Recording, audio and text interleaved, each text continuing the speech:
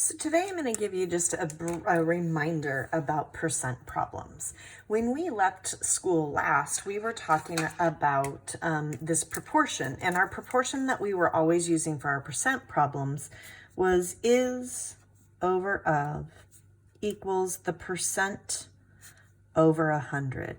So every time that we are looking at a percent problem, if we can figure out what the small part is over the whole part, then we know what our percent is over 100.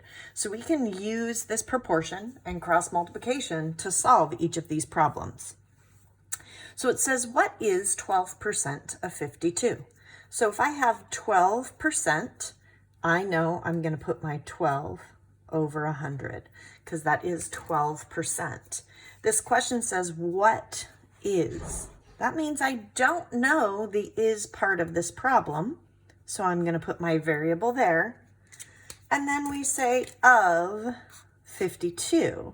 So 52 is going to be my denominator here. Now that I have that done, we're going to go ahead and cross multiply. We're going to do 12 times 52. And that's going to equal 100 times x. Well, 12 times 52 is 624. That equals 100x. We have to divide both sides by 100 because we want that the x by itself. So 624 divided by 100 is 6.24, and that equals x. So 12% of 52 is 6.24. Now, does that make sense? Well, if we were to take 10% of 52, we would know that 10% is 5. So yeah, 12% of 52 being 6.24 does make sense. So let's take a look at the next one. It says 72 is what percent of 600? So I'm going to look at my proportion that I had up at the top, is over of, and percent over 100. So let's identify those parts. 72 is. That means that this 72 is that small piece that we're looking for. So 72, it says is what percent? Well, it says is what percent, which means we're looking for the percent. So we're going to put x over 100, and then our of 600. This of part is that total that we're looking at, which is 600. So now we can cross multiply these. So I'm going to have 72 times 100 equals 600 times x, which is just 600x. So 7200 equals 600x. We're going to divide both sides by 600. Again, we're dividing by 600 so that we can get the variable by itself, and it turns out our answer is 12. So 72 is 12% of 600. Again, let's take a look at that. Does that make sense? Well, what would 10% of 600 be?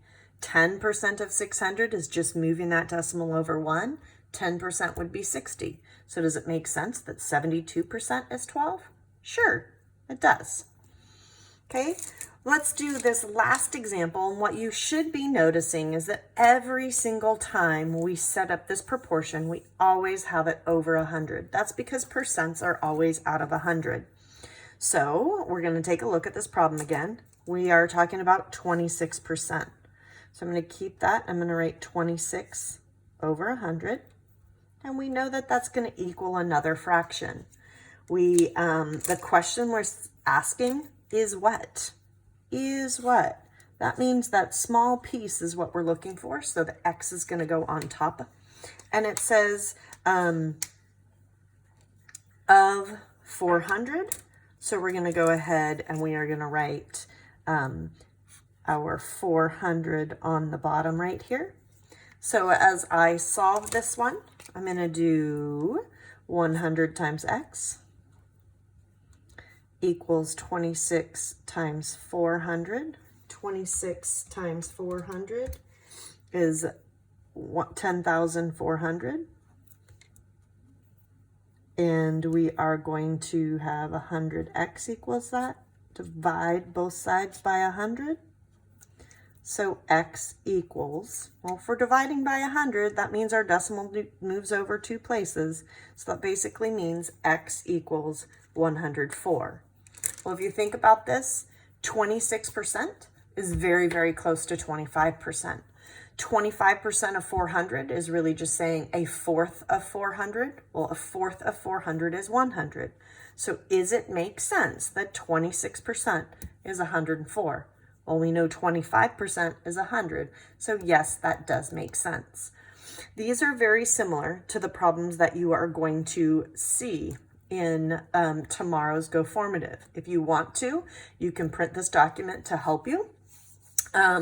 And you can refer back to the video as many times as you want.